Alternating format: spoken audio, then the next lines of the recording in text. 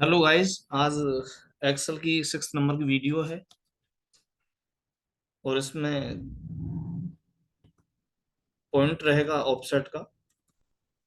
तो generally offset होता क्या है? Offset is use to make dynamic range. Offset का जो मेन पर्पज है, बहुत सारा डेटा है, डेटा को हम चाहते हैं कि लेटेस्ट एंट्री दिखाना, या हम कोई चार्ट बना रहे हैं और चार्ट में हम ये चाहते हैं कि लेटेस्ट 3 वैल्यू चार्ट में दिखें, या जैसे ही हम सोर्स डेटा में चेंज कर रहे हैं और chart will be update automatically, हमें मैनुअली अपडेट ना करना पड़े। तो जनरली मैं इसका सिंटेक्स बता रहा हूँ। तो इसका सिंटेक्स जो होता है, offset reference comma row comma column height comma width. Height का मीनिंग नंबर ऑफ रोज होती है, विड्थ का मीनिंग नंबर ऑफ कॉलम्स होते हैं। जो इसका रेफरेंस होता है, 0 0 से स्टार्ट होता है। जिस सेल को रेफरेंस देंगे वो 0 0 कंसीडर किया जाएगा। नेक्स्ट सेल 1 0 कंसीडर की जाएगी। 2 0 रो पहले लिखी जाती, कॉलम बाद में लिखा जाता है। 2 0 3 0 4 0 5 0 ऐसे करके रो ऐसे बढ़ती जाएंगी, कॉलम सेम 0 रहेगा। जैसे यहाँ पे 0 1 हो गया, 1 1 हो गया, तो यहाँ पे कॉलम 1 रहेगा सेकंड वाले कॉलम में। थर्ड वाले कॉलम में कॉलम नंबर 2 करके रहेगा। मैं मैनुअली जैसे डेटा इसमें एक्सेस कर रहा हूँ, जैसे इज इक्वल टू ऑफसेट करके मैंने यूज किया। ऑफसेट रेफरेंस सपोज मैंने इस सेल पे दे दिया, तो इस सेल को कंसीडर किया जाएगा 0 0। और मैं सपोज यहाँ पे लिख रहा हूँ 2 0, तो 2 0 पे क्या दिखाएगा? ये 0 0 हो गया, अमन 1 0 पे, ये सुमन कहाँ पे आएगा? 2 0। तो मैनुअली तो ये सुमन करके दिखा देगा। या जैसे मैं इसमें चेंज कर रहा हूँ और मैंने यहाँ पे लिखा 3 1, तो 3 1 पे क्या दिखाएगा? 3 1 पे आएगा, जैसे नेम पे रेफरेंस दिया है तो 0 0 1 0 2 0 3 0 पे चमन, और 3 1 पे 13,000 ऐसे करके दिखा दिया। इस डेटा में से सपोज मैं ये चाहता हूँ कि लेटेस्ट नेम या लेटेस्ट सेल दिखती रहे, तो लेटेस्ट नेम कैसे देखेंगे?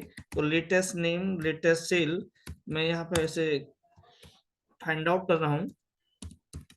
तो इसके लिए दोनों सेल पे भी इकट्ठा फॉर्मूला लगा सकते हैं, या इंडिविजुअली अलग अलग सेल पे भी फॉर्मूला हम पुट कर सकते हैं। जैसे is equal to offset reference दे दिया मैंने नेम पे, और कॉमा लगा के कौन सी रो पे जाना है मेरे को? लास्ट रो पे जाना है। तो काउंटा करके मैंने ऐसे दिया काउंटा, और ये यहाँ से यहाँ तक का रेफरेंस देते हैं। जितना भी आप रेंज लेंगे वहां तक डायनेमिक सेट हो जाएगा। काउंटा का मीनिंग होता है अल्फा न्यूमेरिक काउंट करना, मैं प्रीवियस वीडियो में ये चीज बता चुका हूँ। काउंटा कोमा 0 करके लिखा, एंटर कर रहा हूँ तो यहाँ पे पप्पू आ गया। या इज इक्वल टू करके मैंने मैनुअली यहाँ भी सेट किया, रेफरेंस सेल पे दिया, कोमा काउंटा, काउंटा करके ये सेल की रेंज ले ली, कोमा 0, लास्ट में हाइट कोमा विड्थ ऐसे स्क्वायर ब्रैकेट में गिवन है। ये बाय डिफॉल्ट एक सेल उठाने के लिए हाइट एक होती है, एक विड्थ होती है। लास्ट में आप 1 1 पुट कर सकते हैं, लेकिन ये मैंडेटरी नहीं है। यदि आप ऐसे भी लिखेंगे तो भी आ जाएगा, 1 1 हटा भी देंगे तो भी आ जाएगा। तो एक सेल तो बाय डिफॉल्ट फेच कर लेता है। ये तो लेटेस्ट एंट्री दिखा दी। सपोज मैं इसमें यहाँ पे कोई एंट्री में चेंज कर रहा हूँ, और चेंज किया मैंने, सपोज नाम डाला कमल है और वैल्यू ये है, तो ये लेटेस्ट वैल्यू आ गई। या यहाँ से मेरे को दो एक एंट्री हटा रहा हूँ, तो यहाँ पे लेटेस्ट एंट्री ही दिखेगी, ऑटोमेटिकली अपडेट होता रहेगा ये। या इसमें मैं सपोज लेटेस्ट 3 वैल्यू देखना चाहता हूँ, लेटेस्ट 3 वैल्यू, तो मैं जितना डेटा मेरे को फेच करना है उतना एरिया में सेलेक्ट कर लेता हूँ। तो 6 सेल मैंने सेलेक्ट की first of all, then is equal to offset लगा के, और रेफरेंस दिया मैंने स्टार्टिंग की सेल कौन सी रो पे जाना है, नीचे से थर्ड पे जाना है। तो मैं काउंटा करके यूज कर रहा हूँ जितनी भी नेम है, नेम की रेंज को मैंने सेलेक्ट किया, आगे तक जितना भी आप डायनेमिक बनाना चाहते हैं, और -2 किया। लास्ट की 3 एंट्री उठानी है तो 2 माइनस कर देंगे, लास्ट की 5 एंट्री उठानी है तो 4 माइनस कर देंगे। कोमा 0, हाइट कितनी है? हाइट मतलब नंबर ऑफ रोज 3 रोज उठानी है। विड्थ कितनी है? 2 विड्थ है। कंट्रोल शिफ्ट एंटर की करेंगे तो ये 6 सेल ऑटोमेटिकली सेट कर लेगा। यहाँ पे सपोज मैं एंट्री चेंज कर रहा हूँ, सोर्स डेटा को चेंज करता हूँ, तो ये हमारा लेटेस्ट एंट्री ऑटोमेटिकली अपडेट होती रहेगी। रियल एग्जांपल जो हम जनरली यूज करते हैं इंडस्ट्री में, जैसे डायनेमिक चार्ट बनाना, मैं सिंपल इसका चार्ट बना रहा हूँ। तो चार्ट इसका कैसे बनेगा? डेटा को सिलेक्ट किया, इंसर्ट को क्लिक किया, इंसर्ट क्लिक करके मैं कोई भी कैटेगरी का chart, column chart, line chart, pie chart, any category of chart we can select, और मैंने ये चार्ट ऐसे करके यूज कर लिया। तो ये कैसा चार्ट है? स्टैटिक चार्ट है। मान लो मैं यहाँ पे कोई नई एंट्री लेके आता हूँ, ये नाम आ गया उमेश, और उमेश की सेल कितनी है, लेट इतनी है। तो यहाँ पे तो नहीं आया चार्ट में क्योंकि स्टैटिक चार्ट है। तो ऐसे केस में हम क्या करते थे, चार्ट को क्लिक करेंगे, देन इस रेंज को मैनुअली ड्रैग एंड ड्रॉप करेंगे, क्योंकि स्टैटिक चार्ट है। यदि मेरा सोर्स डेटा में कुछ एंट्री हट जाती है, रिमूव हो गई, मैंने एंट्री हटा दी, तो चार्ट में से एंट्री तो हट गई लेकिन स्पेस अभी भी अवेलेबल है। तो स्पेस को भी रिमूव करने के लिए दोबारा से मैं चार्ट को क्लिक करूंगा और यहाँ ऐसे मैनुअली ऐसे रेंज को डिक्रीज कर दूंगा। जो रेंज आ रही है, माउस की हेल्प से या कीबोर्ड से ऐसे प्रेस करके ऐसे ऑटोमेटिकली डेटा आ जाएगा। लेकिन ये डेटा बेसिकली यहाँ पे चार्ट में जो दिख रहा है, ये स्टैटिक चार्ट था, ये मैनुअली हमें हैंडल करना पड़ा। मैं चाहता हूँ कि ऑटोमेटिकली हैंडल होता रहे, तो ऐसे केसेस में मैं क्या करूंगा, ऑफसेट यूज करूंगा। तो यहाँ पे फर्स्ट ऑफ ऑल मैं फॉर्मूला पे गया, फॉर्मूला पे जाके नेम मैनेजर, नेम मैनेजर में जाके मैंने यहाँ पे न्यू क्लिक किया। न्यू क्लिक करके नेम दे दिया, नेम कुछ भी दे सकते हैं, सपोज नेम को नेम ही रख लिया मैंने। और यहाँ फॉर्मूला मैंने सेट किया इज इक्वल टू ऑफसेट,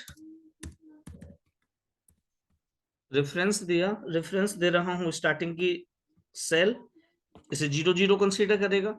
कहां से स्टार्ट करे, 1,0, 10 का मीनिंग अमन से स्टार्ट करेगा, क्योंकि जहां पे रेफरेंस देते हैं उसे 0 0 कंसीडर किया जाता है। कितनी हाइट उठाए, काउंटर लगा के, काउंटर हाइट ले ली मैंने यहाँ से यहाँ तक, जितना भी आप डायनेमिक सेट करना चाहते हैं, सब जहां तक मैंने 19 तक लिया है। हाइट इतनी है, विड्थ कितनी, विड्थ मैनुअली 1 है, और ओके किया। नेम को अलग डिफाइन कर दिया और सेल को हम अलग डिफाइन कर देंगे। सेल को मैंने सेल यहाँ पे डिफाइन किया, ऑफसेट, ऑफसेट में रेफरेंस मैंने सेल पे दिया, कोमा करके 1,0, कोमा काउंटर, कितनी हाइट उठाए, हाइट मैं यहाँ ले रहा हूँ, सपोज यहाँ तक की हाइट ली, विड्थ 1 ले ली, ब्रैकेट क्लोज, ओके क्लिक किया, क्लोज कर देते हैं इसे। देन चार्ट को क्लिक करते हैं, चार्ट को क्लिक करने के बाद में डिजाइन आता है, डिजाइन पे जाके एक ऑप्शन आता है इसमें सेलेक्ट डेटा, सेलेक्ट डेटा पे क्लिक करेंगे। यहाँ पे एडिट, सेल को एडिट करने का ऑप्शन है, एक नेम को एडिट करने का है, मैं यहाँ पे सेल को एडिट कर रहा हूँ। और यहाँ पे जो रेंज है नीचे वाली, इस रेंज को हटा के मैं यहाँ पे जनरली सेल करके लिख देता हूँ जिस नाम से हमने डिफाइन किया है। देन ओके क्लिक किया, यहाँ पे से एडिट कर रहे हैं नेम वाले ऑप्शन को, और रेंज को हटा के जिस नाम से हमने डिफाइन किया है, नेम वाले को नेम से ही डिफाइन किया है। देन ओके क्लिक करता हूं, तो ये बेसिकली हमारा डायनेमिक चार्ट हो गया। और यहाँ पे जैसे मैंने नाम लिया है राजू लिया, और यहाँ पे लिया ये है, तो ये ऑटोमेटिकली एंट्री आ जाएगी। या मैंने नाम लिया है पुष्पेंद्र करके लिया, और वैल्यू मैंने यहाँ पे डाली है, इतना वैल्यू है, तो वैल्यू ऑटोमेटिकली सेट हो जाएगी। तो ये मेरे को मैनुअली हैंडल नहीं करना पड़ रहा है, ऑटोमेटिकली हैंडल कर रहा है। जैसे ही मैं सोर्स डेटा को चेंज करूंगा, chart will be update automatically. तो ऐसे ही हम डायनामिक पाइवट टेबल बना सकते हैं, डायनामिक हम डैशबोर्ड बना सकते हैं, बहुत सारे ऑप्शन है ऑफसेट को यूज करने के। ये तो जनरल एक आइडिया दिया है जो रियल हम यूज करते हैं। ऑफसेट का पर्पज क्या है, किसी चीज को सीखते हैं तो उसे जनरली यूज क्यों कर रहे हैं, क्या पर्पज है। जैसे इंडेक्स सीखा था हमने, तो इंडेक्स का मेन पर्पज था जब वील को फिल हो रहा था, जहां डुप्लीकेट वैल्यू पे वील को काम नहीं कर रहा, तो वहां इंडेक्स यूज कर रहे थे। ऐसे ही हम डायनेमिक कोई डेटा को फेच करना है, चार्ट बनाना है, पाइवोट बनानी है, या कोई किसी कंट्रोल में डेटा को हैंडल करना है जो डेवलपर टैब से आते हैं, डैशबोर्ड टाइप के जिन्हें हम यूज करते हैं, तो वहां पे हम इसे ऑफसेट को यूज कर सकते हैं। तो आज की वीडियो में इतना ही सफिशिएंट है। तो इन्हें आप देखेंगे तो मैं समझता हूँ जो कंसेप्चुअल है ऑफसेट का वो आपको क्लियर हो जाएगा। ठीक है, आज इतना ही देख लेते हैं। ओके।